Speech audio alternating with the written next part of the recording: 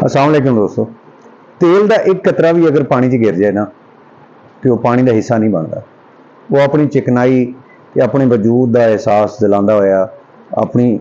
जिहड़ी है वो शनाखत जिहड़ी है ना वो बरकरार रखता है। तो तुसी भी कभी जिंदगी दे विच इन्ना इन्फ्लुएंस नहीं लेना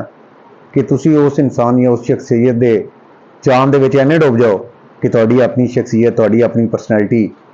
ही खत्म हो जाए, तुहाडी अपनी पहचान ही खत्म हो जाए, तुहाडी अपनी शनाख्त ही कोई ना बाकी रहे। तुसी हर बंदे नाल टुरो,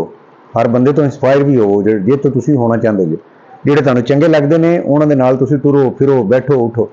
लेकिन इतना नहीं कि ਉਹਦੇ ਕੋਲ ਰਹਿੰਦੇ ਹੋਏ ਆ ਜਾਂ ਉਹਦੀ ਵਜ੍ਹਾ ਦੇ ਨਾਲ ਜਾਂ ਉਹਦੀ ਛਾਪ ਲੱਗਣ ਦੇ ਨਾਲ ਜਾਂ ਉਹਦੀ ਸ਼ਨਾਖਤ ਨਾਲ ਲੋਕ ਤੁਹਾਨੂੰ ਪਛਾਣਨ ਫਲਾਂ ਦਾ ਬੇਲੀ ਹੈ ਜਾਂ ਫਲਾਂ ਦਾ ਭਤੀਜਾ ਹੈ, ਫਲਾਂ ਦਾ ਇਸ ਤਰ੍ਹਾਂ ਫਲਾਂ, ਲੋਕ ਤੁਹਾਨੂੰ ਤੁਹਾਡੀ ਸ਼ਨਾਖਤ ਦੇ ਨਾਲ ਪਹਿਚਾਨਣ। ਜ਼ਿੰਦਗੀ 'ਚ ਇਹੀ ਤੁਹਾਡੀ ਕਾਮਯਾਬੀ